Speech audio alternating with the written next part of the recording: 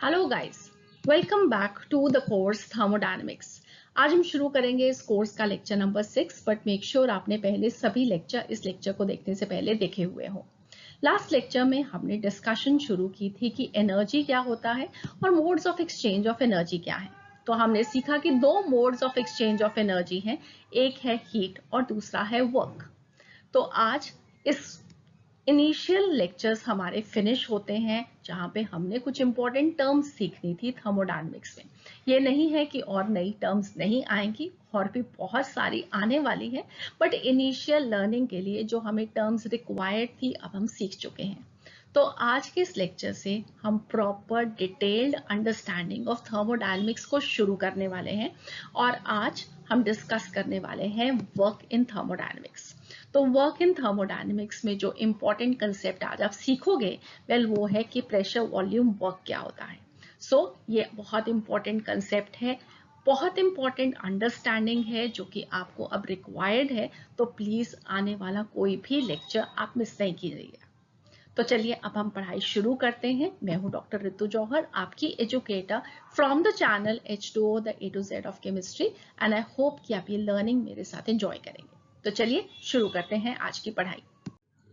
पहले हम शुरू करते हैं एक ब्रीफ रिकैप के साथ, जो कि हम पिछले लेक्चर में वर्क से रिलेटेड स्टडी कर चुके थे। तो हमने स्टडी किया था कि जो एनर्जी ट्रांसफर है वो या तो वर्क के थ्रू हो सकता है between the system and surrounding, या हीट के थ्रू हो सकता है।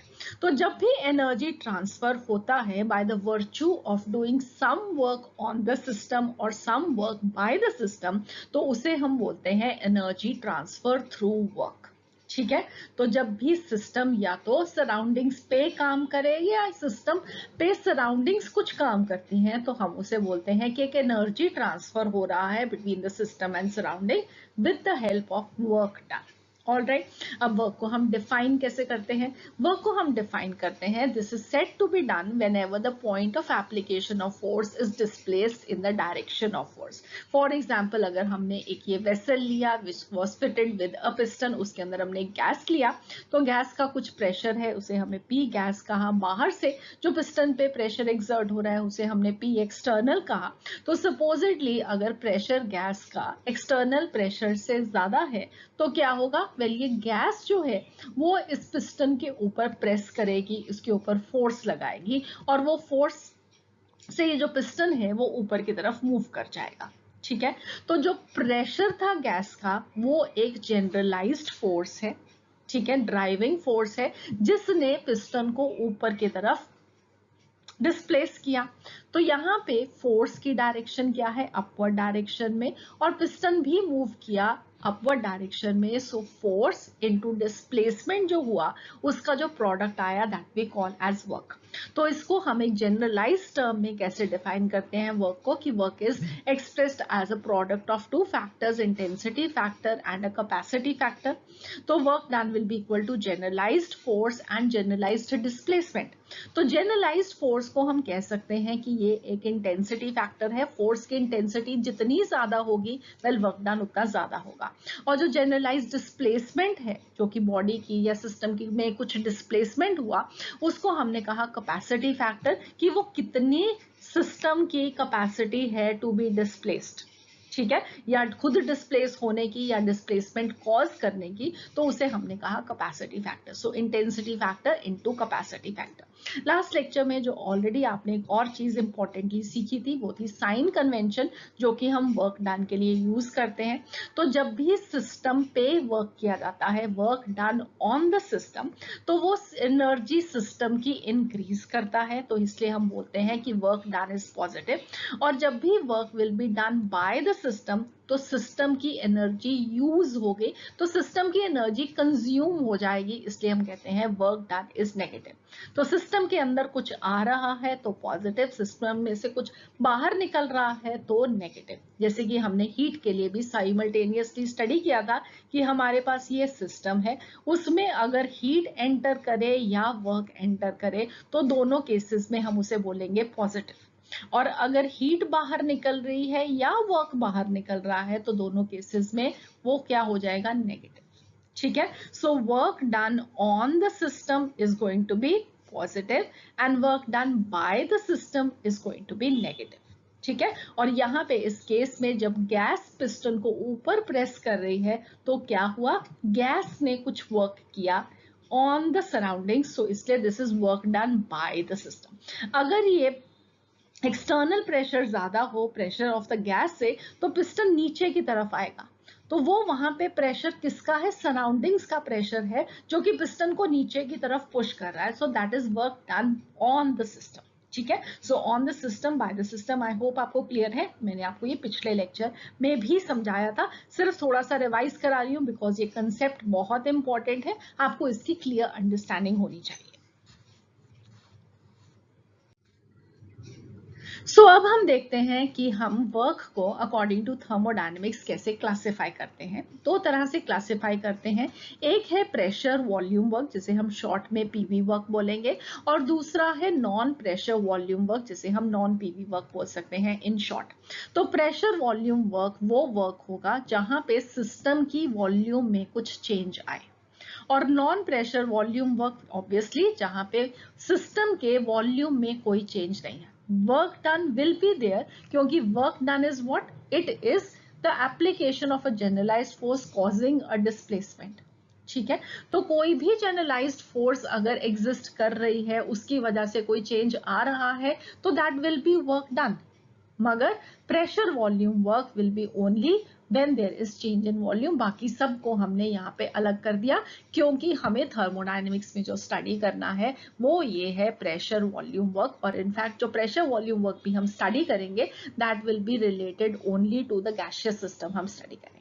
ठीक है, तो कुछ एग्जांपल्स आपको यहाँ पे देती हूँ जिससे आप अंडरस्टैंड कर सकें PV work and non PV work को।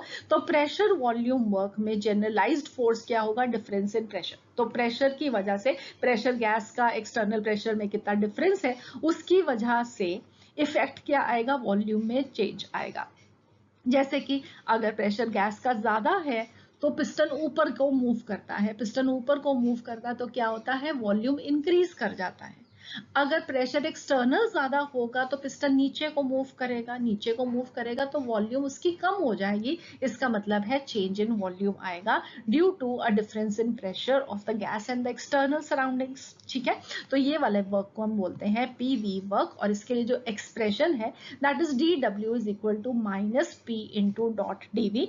इसको कैसे हम ऑब्टेन करते हैं इसे हम आज के इस लेक्चर में स्टडी करेंगे।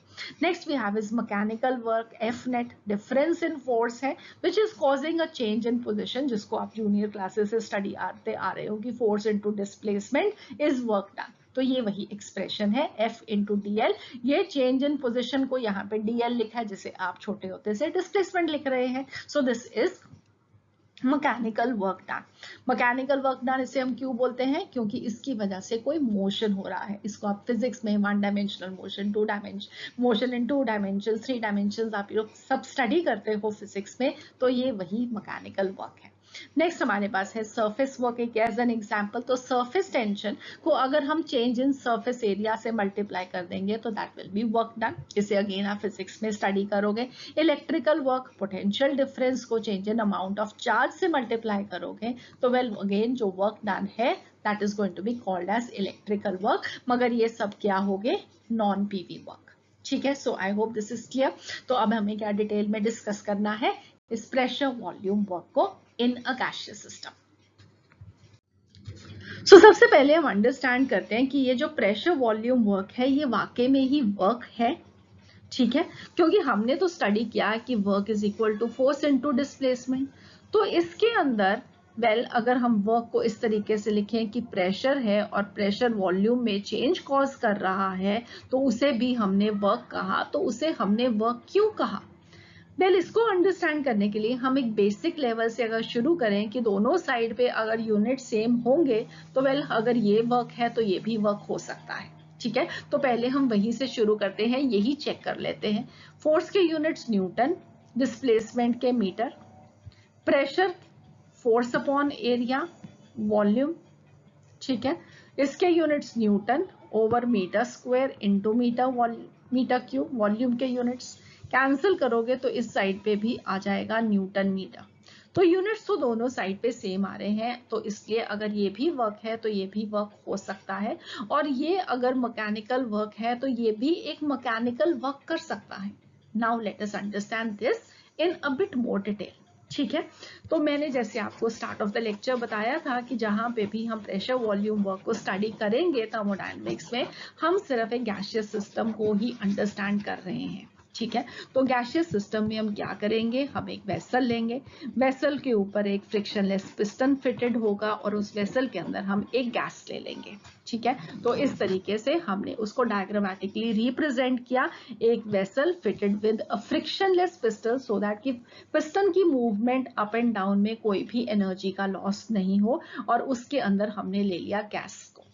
अब गैस की वॉल्यूम को हमने लिखा है यहाँ पे A इंटू एल। इसका मीनिंग क्या है, इसका मीनिंग ये है कि हमने एक ऐसी गैस ली है जिसके हमने फिटिंग किया है एक ऐसे सिलेंडर में जिसका एरिया ऑफ क्रॉस सेक्शन है A सेंटीमीटर क्यूब, और जितनी ये लेंथ ऑक्यूपाई कर रहा है या जितनी हाइट ऑक्यूपाई कर रही है gas till the level of the piston, वो हो गया L, राइट। तो एरिया ऑफ क्रॉस सेक्शन ये वाला, ये हो गया A into L, well this is going to be equal to volume, क्योंकि वॉल्यूम आप सब जानते हो that is equal to L into B into H. ठीक है, तो L इंटू बी अगर एरिया होता है तो एरिया इंटू हाइट क्या हो जाएगा, वॉल्यूम। और यहाँ पे इस हाइट को हम किस लेटर के साथ सिंबलाइज कर रहे हैं, L के साथ। ठीक है, तो आई होप आपको यहाँ से अंडरस्टैंडिंग है कि वॉल्यूम को हम A इंटू एल लिख सकते हैं। ऑलराइट, अब ये इसकी वॉल्यूम है, तो ये कैसी वॉल्यूम है, वेल ये इनिशियल वॉल्यूम है जो कि हमने इनिशियल सेटअप पे लिया। ओके, अब इस इनिशियल सेटअप में आपको और क्या अंडरस्टैंड करना है कि वेल यहाँ पे इसके अंदर एनक्लोज्ड एक गैस है। अगर गैस है तो गैस के मॉलिक्यूल्स हैं, वो wall of the container piston के साथ भी स्ट्राइक कर रहे हैं, तो उसके ऊपर वो प्रेशर एग्जर्ट, फोर्स एग्जर्ट करेंगे। Force upon unit area will be equal to pressure, तो इसका मतलब है कि जो गैस है वो प्रेशर एग्जर्ट करती है। ठीक है, तो हम उसको लिख सकते हैं P गैस, उसको हम P भी लिख सकते हैं, हम उसको P इंटरनल भी लिख सकते हैं, क्योंकि ये सिस्टम के अंदर का प्रेशर है। ठीक है, तो इन तीनों वेज में किसी भी फॉर्म में आपको pressure of the gas return मिल सकता है। जो भी आप वेरियस बुक्स वगैरह भी पढ़ेंगे तो मैंने यहाँ पे सब कुछ आपको बता दिया। सिंपली P लिखा हो, प्रेशर ऑफ द गैस लिखा हो, प्रेशर इंटरनल लिखा हो, तो उसका मीनिंग है कि इस वेसल के अंदर कितनी गैस प्रेजेंट है उसका प्रेशर जो है हम उसको लिख रहे हैं। ठीक है, अब यहाँ पे पिस्टन इनिशियल सेटअप में मूव नहीं कर रहा है, इसका मतलब ये है कि जो प्रेशर गैस का अंदर है, well that is going to be equal to the external pressure. अब ये एक्सटर्नल प्रेशर हम अपनी तरफ से भी डालते हो सकते हैं, सिर्फ एटमॉस्फेयर का ही प्रेशर हो सकता है। जो भी पिस्टन के ऊपर प्रेशर है, वेल हमने उससे कहा एक्सटर्नल प्रेशर, जो कि सराउंडिंग्स पिस्टन पे प्रेशर डाल कर रहे हैं। सो आई होप आप लोगों को याद है कि ये वाली जो फोर्स होती है उसे हम बोलते हैं ड्राइविंग फोर्स, जो ऑपोजिट साइड से होती है उसे हम अपोजिंग फोर्स बोलते हैं। इसे हम अपने पिछले लेक्चर्स में स्टडी कर चुके हैं, राइट। तो यहाँ पे external pressure pressure of the gas के बराबर है। अब यहाँ पे पिस्टन की दो तरह से मूवमेंट हो सकती है। पहली पॉसिबिलिटी है कि ये पिस्टन जो है वो अंदर की तरफ मूव करे, या दूसरी पॉसिबिलिटी है कि ये पिस्टन जो है वो ऊपर की तरफ जाए। जब पिस्टन नीचे की तरफ जाएगा तो पिस्टन जैसे सपोजिटली यहाँ पे आ गया, तो इसका मतलब है कि जो वॉल्यूम है, ये अगर इनिशियल वॉल्यूम थी और ये अगर फाइनल वॉल्यूम है, तो जो इनिशियल वॉल्यूम है वो फाइनल वॉल्यूम से क्या है, ज्यादा है। ऐसा जब केस होता है तो गैस की क्या होती है, कंप्रेशन। ठीक है, इसको हम क्या बोलते हैं, कंप्रेशन ऑफ द गैस।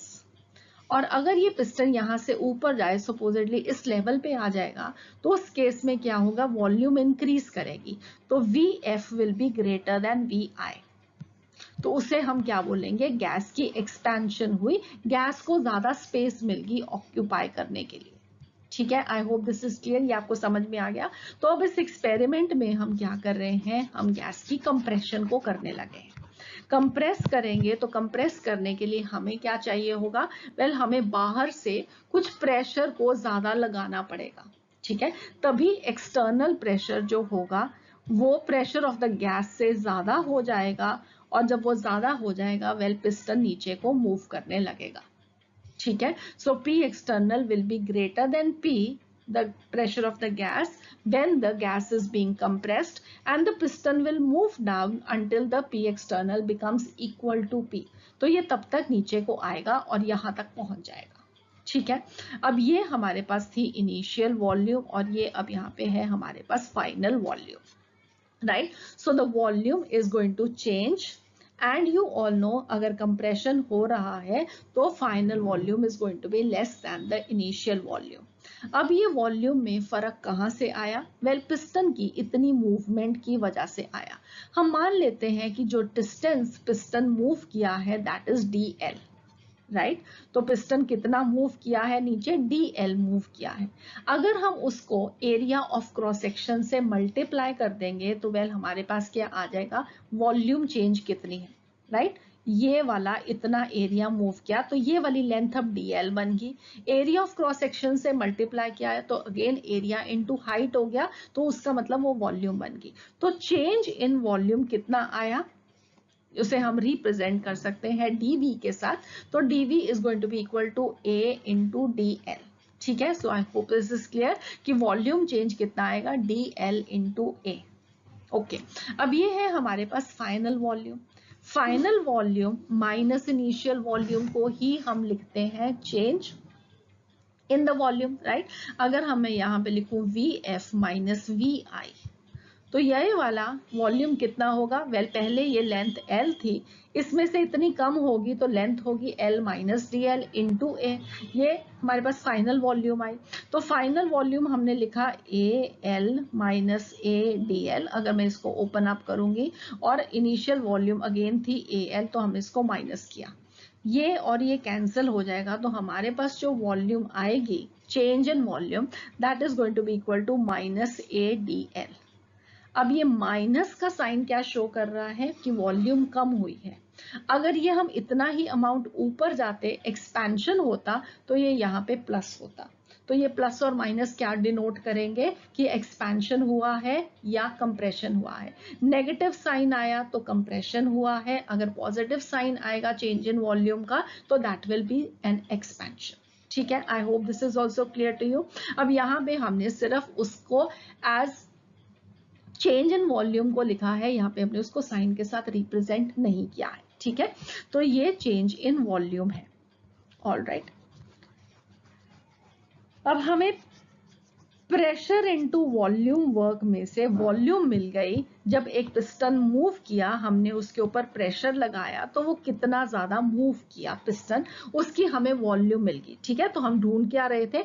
हम ढूंढ रहे थे कि प्रेशर कितना और साथ में चेंज इन वॉल्यूम कितनी. तो चेंज इन वॉल्यूम तो हमने यहाँ पे ढूंढ लिया कि पिस्टन यहाँ से यहाँ पे मूव किया तो ये चेंज इन वॉल्यूम आया. अब बात करते हैं इस प्रेशर की. राइट, तो अब हम इस वॉल्यूम चेंज को इस तरीके से भी लिख सकते हैं, delta F V is going to be equal to delta F V F minus V I and this will be equal to DL by A. So ये मैंने आपको ऑलरेडी एक्सप्लेन कर दिया. फाइन. सो अब नेक्स्ट हम बात करते हैं प्रेशर की. तो प्रेशर आप सबको मालूम है कि क्या होता है? Force upon unit area. तो इसका मतलब ये है कि हम फोर्स को लिख सकते हैं प्रेशर इनटू एरिया. ठीक है, एग्रीड. अब फोर्स क्या है यहाँ पे? कौन सी फोर्स लगी है यहाँ पे? वेल, जो फोर्स लगी है वो फोर्स है जो कि इस पिस्टन के ऊपर हमने बाहर से एक्स्ट्रा लगाई.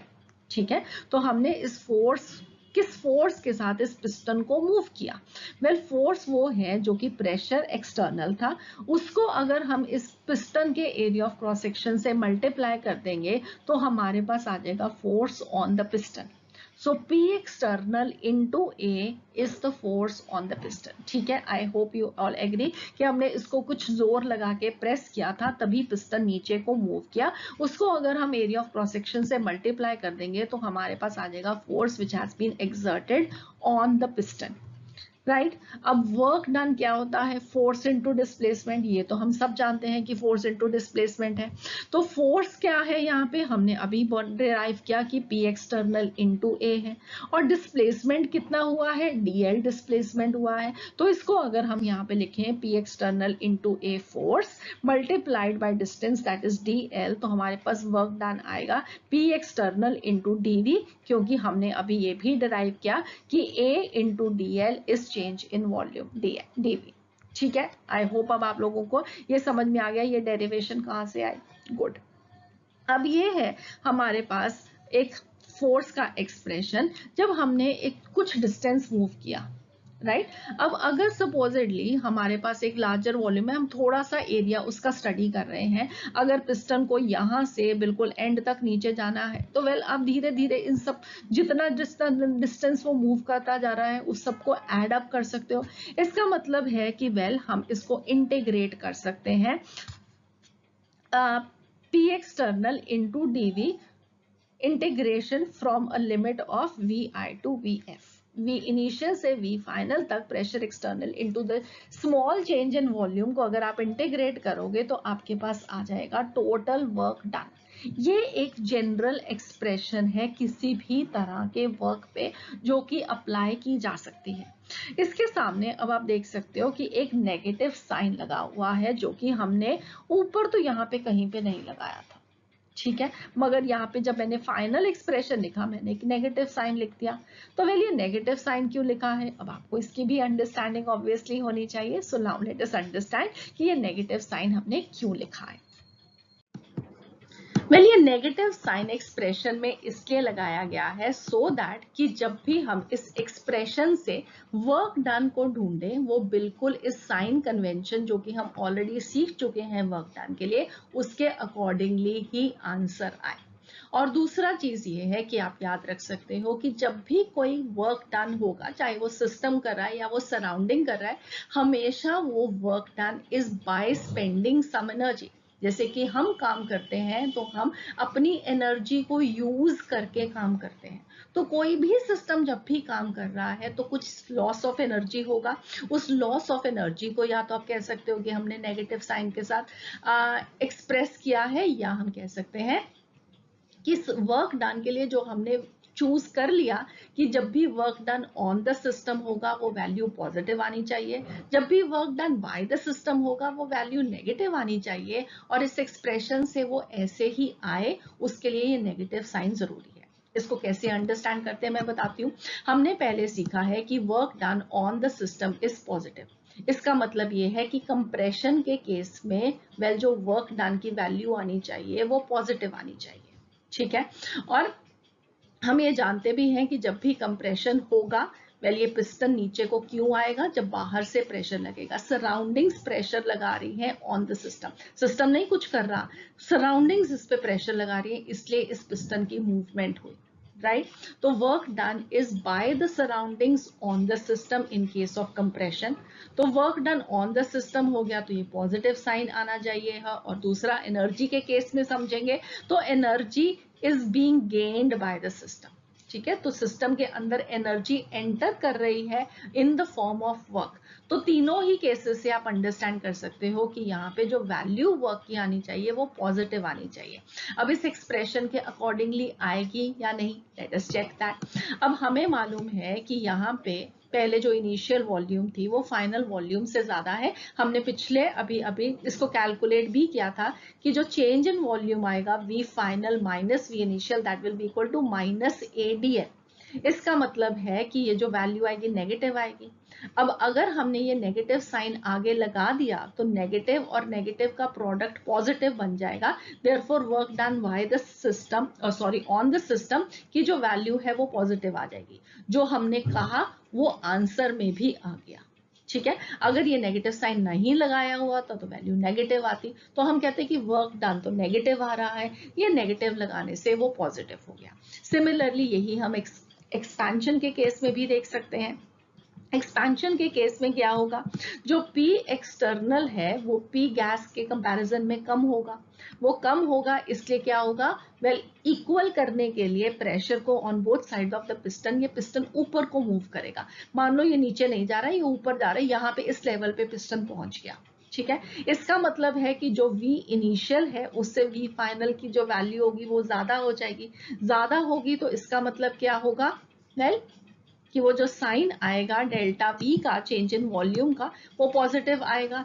इसको जब मल्टीप्लाई करोगे नेगेटिव साइन के साथ तो वर्क डन की वैल्यू नेगेटिव आ जाएगी। So work done by the system will come up as negative, ठीक है। सो जब भी एक्सपेंशन होगा तब work is done by the system on the surrounding, energy is lost by the system, work done का sign हमेशा negative आएगा, इस एक्सप्रेशन के साथ भी वो नेगेटिव आएगा।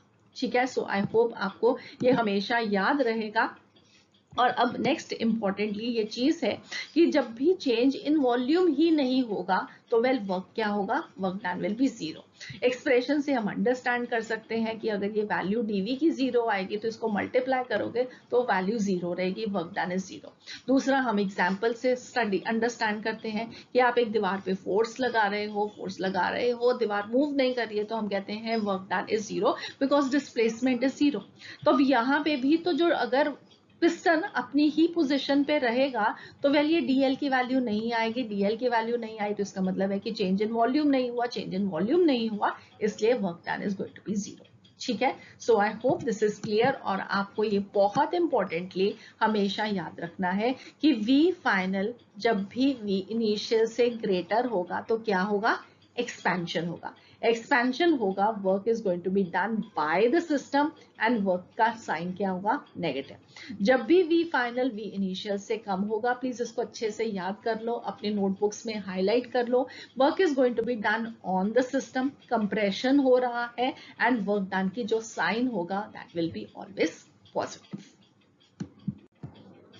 सो नेक्स्ट अब हम अंडरस्टैंड करते हैं रिवर्सिबल और इरिवर्सिबल प्रोसेस में वर्क डन की एक्सप्रेशंस क्या होती हैं।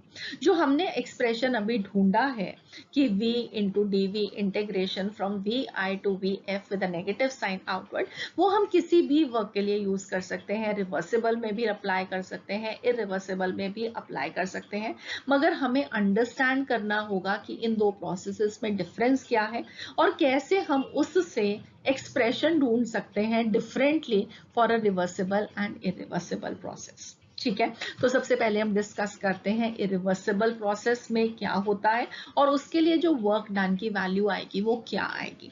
तो आई होप आप लोगों को याद है कि इरिवर्सिबल प्रोसेस क्या होता है, उसे हमने डिस्कस किया था लेक्चर नंबर 4 में कि रिवर्सिबल और इरिवर्सिबल प्रोसेसेस में क्या डिफरेंस है।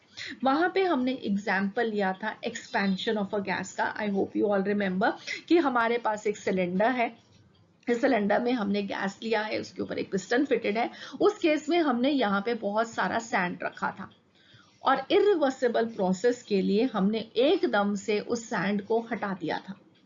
एकदम से हटाने से क्या हुआ, वेल यहाँ पे सबसे पहले एक इक्विलिब्रियम था, P gas was equal to P external. ठीक है। जब हमने एकदम से सैंड को हटाया तो वेल वो पिस्टन ऊपर को चला गया था एकदम से। ठीक है। I hope you remember. अब हम यहाँ पे क्या करने वाले हैं, एक्सपेंशन को नहीं कंप्रेशन को डिस्कस कर लेते हैं सो दैट कि आपका जो कंसेप्ट है एक्सपेंशन कंप्रेशन दोनों ही केस में अंडरस्टैंडेबल हो जाए। ठीक है। तो अब यहाँ पे हमने क्या किया, वेल अगर हमें कंप्रेशन करना है गैस का, इसका मतलब है हमें बाहर से प्रेशर लगाना है, तो P एक्सटर्नल P गैस से ज्यादा होगा, राइट। तो पहले केस में जहां पे हमने इनिशियल स्टेट लिया, सपोजिटली ये 5 एटमॉस्फेयर था, ये भी 5 एटमॉस्फेयर प्रेशर लगा हुआ था और पिस्टन मूव नहीं कर रहा था। ठीक है। अब हमें इसको पिस्टन को अंदर को लेके जाना है, गैस को कंप्रेस करना है, हमने बाहर का प्रेशर 50 एटमॉस्फेयर कर दिया। ऑलराइट। अब ये आपकी इनिशियल स्टेट है यहाँ पे V1 और ये है V2। आपने इसको इस डिस्टेंस पे मूव करना है, राइट। अब क्योंकि बाहर का प्रेशर इंटरनल प्रेशर से बहुत ज्यादा है, वेल इस इनिशियल से फाइनल वॉल्यूम में पहुंचने में एक्सटर्नल प्रेशर में कोई भी चेंज ही नहीं होगा क्योंकि वो एकदम से प्रोसेस हो गया। इतना डिफरेंस था कि कटक फट से ये पिस्टन नीचे को आ गया। ठीक है। सो इस प्रोसेस के अंदर V1 से V2 वॉल्यूम में चेंज होने तक, इनिशियल से फाइनल वॉल्यूम में जाने पे P एक्सटर्नल क्या रहा, कांस्टेंट रहा। ठीक है। और इस पोजीशन पे पहुंचने पे अगेन इक्विलिब्रियम आ जाएगा, so P gas will become equal to P external, right. I hope this is clear. So now इसका मतलब ये है कि इरिवर्सिबल प्रोसेस में जो P एक्सटर्नल है वो हमेशा कांस्टेंट रहता है, वो चेंज नहीं होता क्योंकि प्रोसेस बहुत जल्दी से हो गया उसको टाइम ही नहीं मिला कि पी गैस के साथ एक इक्विलिब्रियम को एस्टैब्लिश कर ले। इक्विलिब्रियम एस्टैब्लिश ही तब होगा जब वो पिस्टन बिल्कुल नीचे आ जाएगा। ठीक है, ऑलराइट। सो अब इसका मतलब ये है कि जो हमने जनरल एक्सप्रेशन लिया था वर्क का, वो क्या था कि P external into D V, integrate this from V I to V F with a negative sign. अब इस केस में ये जो पी एक्सटर्नल है, हमने कहा कि ये कांस्टेंट है। कांस्टेंट है, इसका मतलब है कि हम इसको इंटीग्रेशन में से बाहर निकाल सकते हैं। आई होप आप लोगों को अपने इंटीग्रेशन के लेक्चर्स सब अच्छे से समझ में आते हैं। सो अगर वो कांस्टेंट टर्म है तो आप उसको बाहर निकाल सकते हैं। फाइन, अब हमने उसको बाहर निकाल दिया तो हमारे पास वैल्यू क्या आई, पी एक्सटर्नल के आगे नेगेटिव साइन, और उसके बाद इंटीग्रेशन किसका हमें करना है, D V from V I to V F. ठीक है, सो ये एक्सप्रेशन आया। अब इसका मतलब है कि आपको वॉल्यूम को इंटीग्रेट करना है from initial to final volume, तो आपके पास क्या आएगा, P external will be equal to V F minus V I. Final volume में से इनिशियल वॉल्यूम को अगर आप सब्ट्रैक्ट कर दोगे और उसको पी एक्सटर्नल से मल्टीप्लाई करके उसके आगे नेगेटिव साइन लगा दोगे, तो वेल आपको मिलेगा work done in an irreversible process. ठीक है, सो इसको हम ऐसे कैसे लिख सकते हैं, वेल इसको लिख सकते हैं P external into delta V with the negative sign in front, this will be irreversible work done। तो जब भी आपको irreversible work ढूंढना है तो आपको क्या चाहिए, एक्सटर्नल प्रेशर की वैल्यू चाहिए। एक्सटर्नल प्रेशर कांस्टेंट रहेगा, उसको आप चेंज इन वॉल्यूम के साथ मल्टीप्लाई कर दोगे तो आपको irreversible वर्क मिलेगा। ठीक है, सो ये आपको बहुत इंपॉर्टेंटली याद रखना है। और यहाँ पे जो P गैस होगा, well that will be equal to P external, right. तो अब इस पोजीशन पे जब हम पहुंच गए तो अगेन इक्विलिब्रियम एस्टैब्लिश हो गया, तो P गैस कितना होगा, जो P एक्सटर्नल की वैल्यू होगी। ओके, नेक्स्ट आ गया एक्सप्रेशन अब रिवर्सिबल प्रोसेस के लिए। तो रिवर्सिबल प्रोसेस में आई होप आप लोगों को याद है कि जो हमें प्रोसेस करना है वो बहुत ही स्लोली करना है और इनफाइनाइट नंबर ऑफ स्टेप्स में करना है। ठीक है, तो सपोजिटली अगर अगेन हमने ये सिलेंडर लिया, इसके अंदर एस को इनक्लोज किया, तो अब अगर हमें इसमें कंप्रेशन करना है तो हम क्या करेंगे, अगेन एक्सटर्नल प्रेशर और गैस का प्रेशर इस इनिशियल स्टेट पे बराबर है क्योंकि पिस्टन मूव नहीं कर रहा है।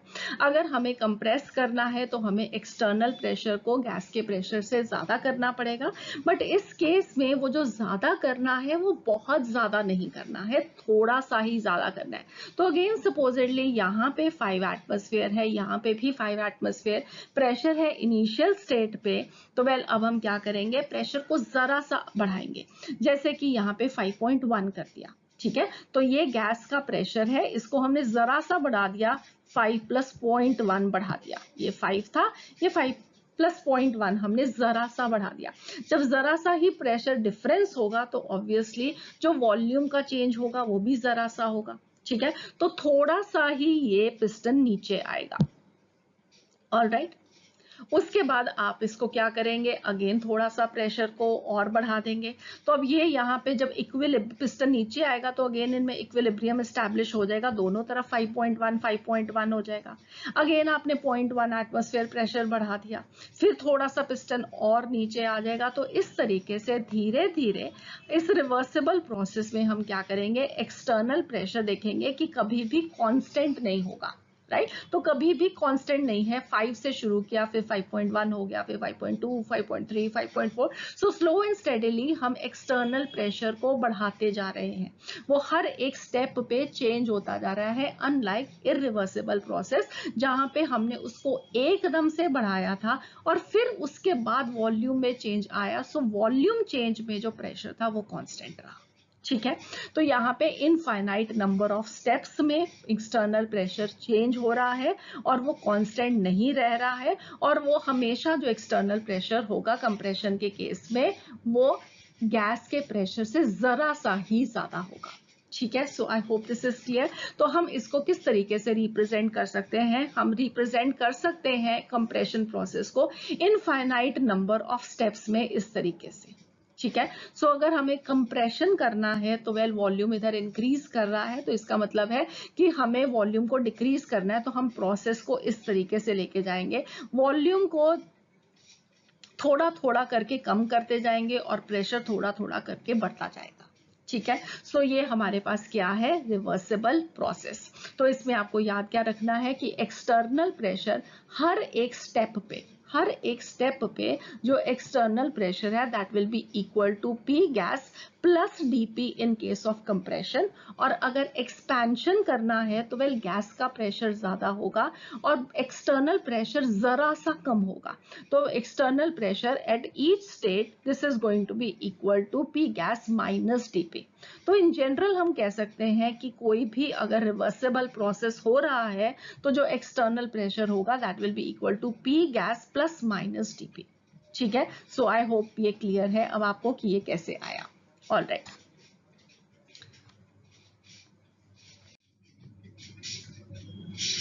सो अब रिवर्सिबल प्रोसेस के अंदर हमें अगर कैलकुलेट करना है कि वर्क डन कितना है, वॉल्यूम चेंज हो रहा है वी आई से वी एफ तक, तो जो general expression for work done था वो ये था हमारे पास। ठीक है, P external into D V integral of V I to V F with a negative sign in front to represent the sign convention. ठीक है, तो ये एक्सटर्नल ये वर्क डन का जनरल एक्सप्रेशन था जो कि हमने सबसे पहले ढूंढा था।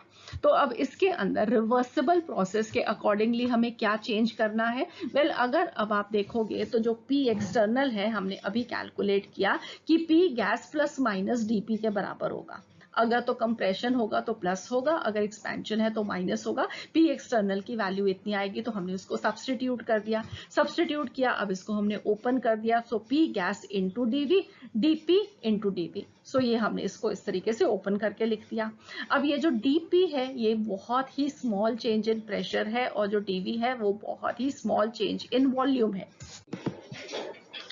सो इसका मतलब है कि अगर हम इन दोनों का प्रोडक्ट लेंगे तो वो और भी छोटा हो जाएगा। जैसे कि फॉर एग्जांपल आपके पास अगर एक वैल्यू 0.01 हो और दूसरी वैल्यू 0.01 हो, इन दोनों को मल्टीप्लाई करोगे तो ये कितना हो जाएगा, और भी छोटा हो जाएगा। राइट, तो यहाँ पे हमारे पास जो प्रेशर है वो बहुत छोटा है, वॉल्यूम है वो भी बहुत छोटा है, जो कि change in pressure and change in volume को हम बात कर रहे हैं। राइट, तो अगर ये बहुत छोटे हैं, इनका प्रोडक्ट लिया तो वो और भी छोटा हो जाएगा। तो कंपैरिजन अगर हम करेंगे प्रेशर के साथ वॉल्यूम एक्चुअल के साथ तो ये बहुत छोटे वैल्यूज है, इन्हें हम निग्लेक्ट भी कर सकते हैं। और अगर हम इसको निग्लेक्ट कर देंगे तो हमारे पास वर्क क्या आएगा, that will be equal to P gas into DV का integral from V I to V F and a negative sign. ठीक है, सो ये आएगा हमारे पास W रिवर्सिबल।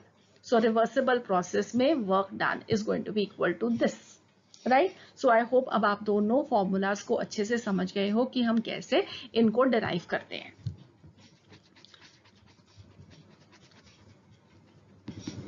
सो यहां से कंक्लूड क्या कर सकते हैं, पहले हम कंक्लूड ये कर सकते हैं कि जहां पे भी हमें प्रेशर वॉल्यूम वर्क ढूंढना होगा किसी भी प्रोसेस के लिए, तो हमारे पास दो तरह के प्रोसेस हैं ब्रॉडली, एक रिवर्सिबल और एक इरिवर्सिबल।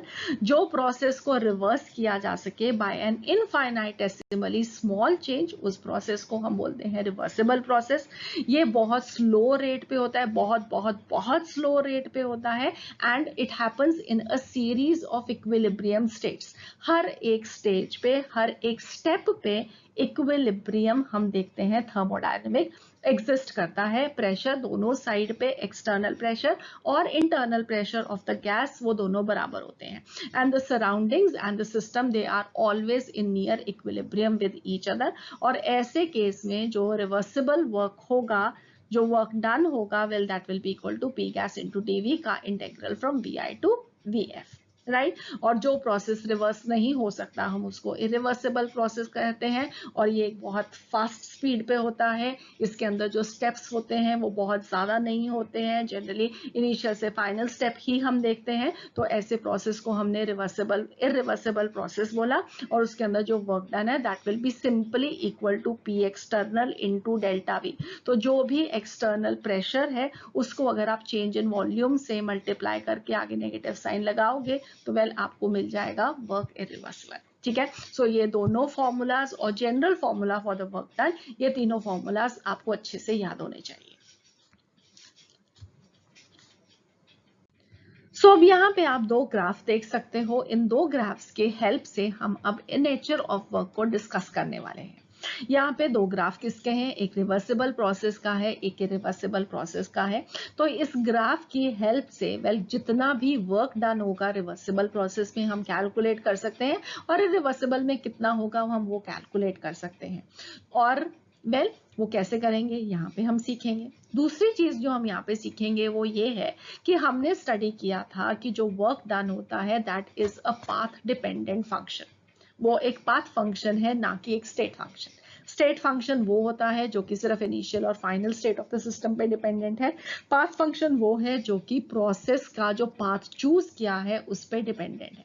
और आप जानते हो कि रिवर्सिबल प्रोसेस को और इरिवर्सिबल प्रोसेस को करने का तरीका डिफरेंट है। अगर तरीका डिफरेंट है और वैल्यू भी डिफरेंट आ जाए तो इसका मतलब है कि that entity, that property is going to be path dependent function.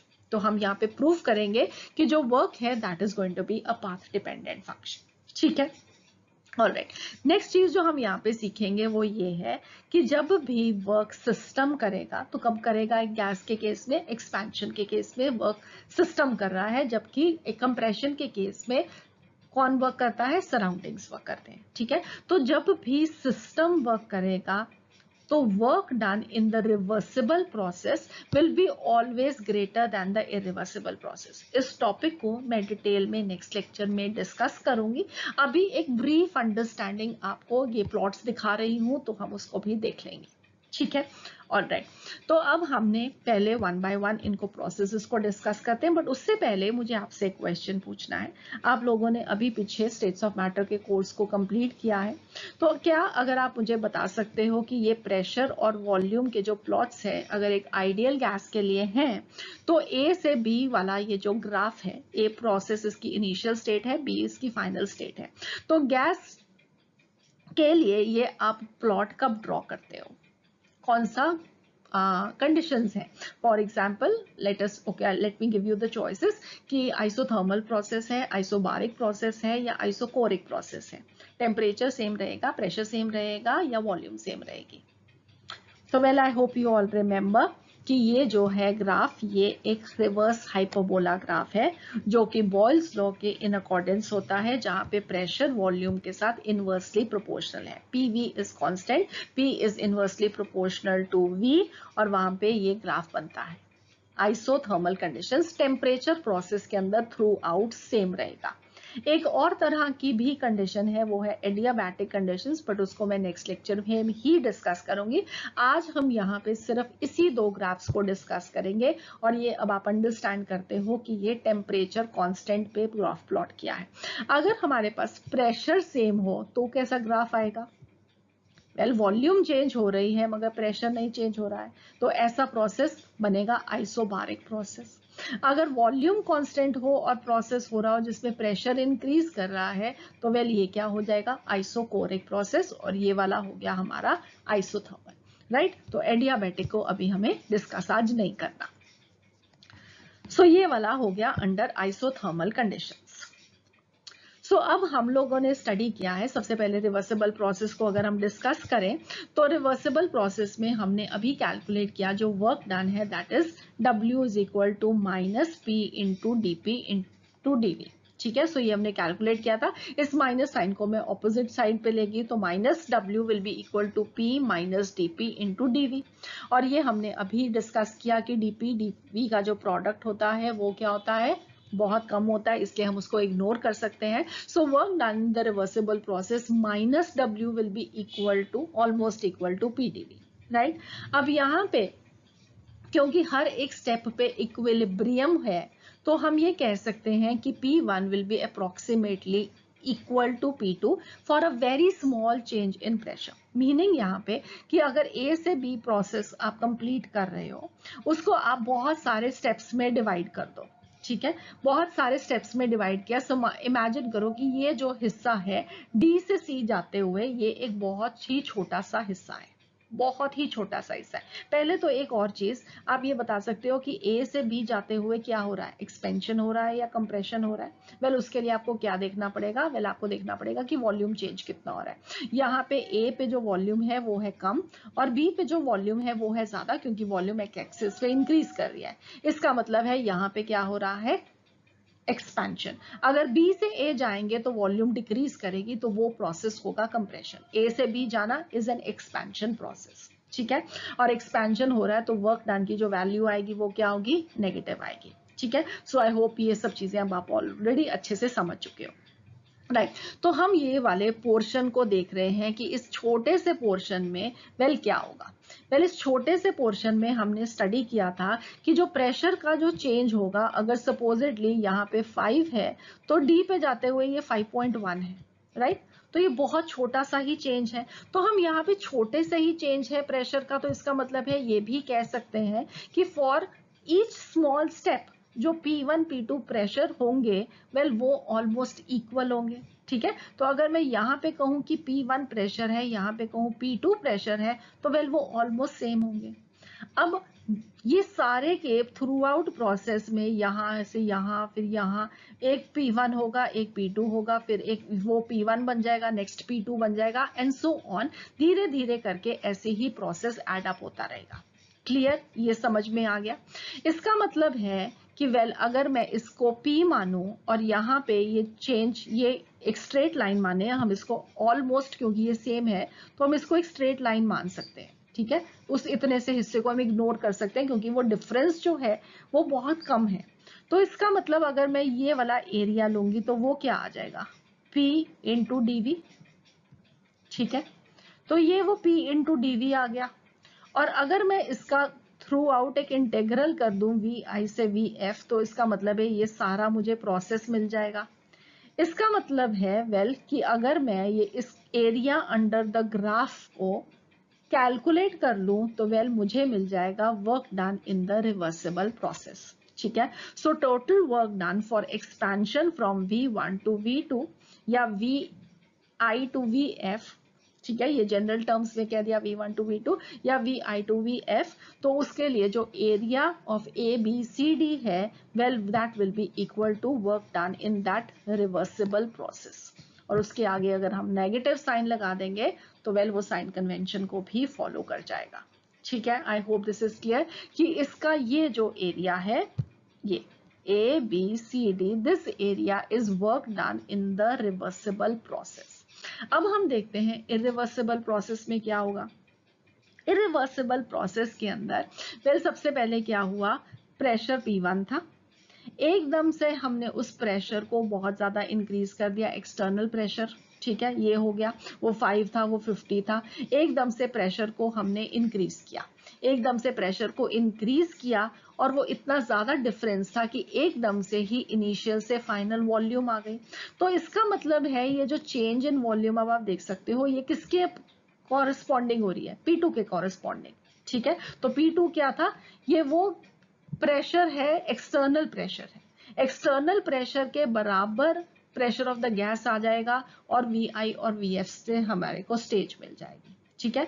तो VF पे कितना होगा प्रेशर, P गैस, राइट, और P गैस कितना है इस पे, P एक्सटर्नल के बराबर। तो इसका मतलब है थ्रू आउट द प्रोसेस जो P2 प्रेशर है वो कांस्टेंट रहा, जो कि अभी हमने पहले भी स्टडी किया था कि इरिवर्सिबल प्रोसेस में जो एक्सटर्नल प्रेशर है वो कांस्टेंट रहेगा और उसके कॉरेस्पॉन्डिंग ही चेंज होगा इन the volume, right. So VI से VF तक हम पहुंच गए।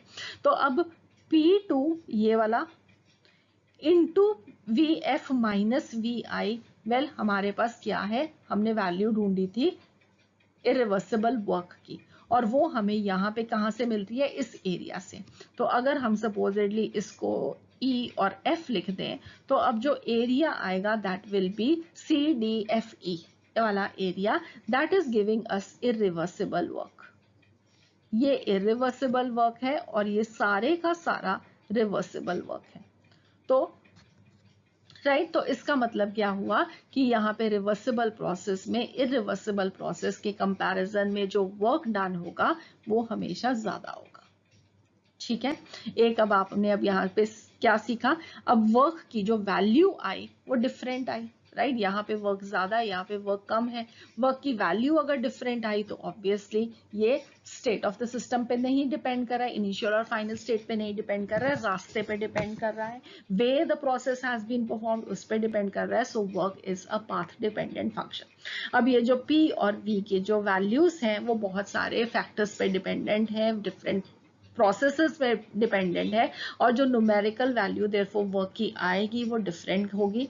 आइसोथर्मल कंडीशंस में कुछ और वैल्यू आएगी, आइसोकोरिक आइसोबारिक में वो डिफरेंट आएगी, जिससे कि हम नेक्स्ट लेक्चर में डिस्कस करेंगे। ठीक है, सो आई होप अब आप लोगों को एटलीस्ट कुछ बेसिक अंडरस्टैंडिंग जरूर हो गई यहाँ पे रिवर्सिबल और इरिवर्सिबल प्रोसेस में वर्क डन की। इसको और डिटेल में नेक्स्ट लेक्चर में स्टडी करेंगे, फिर उसके बाद हम उसके न्यूमेरिकल्स पे भी एक लेक्चर लेंगे, तो आपकी जो अंडरस्टैंडिंग है वो स्लो एंड स्टडीली बहुत अच्छी हो जाएगी। कंसेप्ट एज इट इज बच्चों को बहुत डिफिकल्ट लगता है, but I will try my level best कि आपका ये कंसेप्ट बहुत ज्यादा स्ट्रांग हो जाए।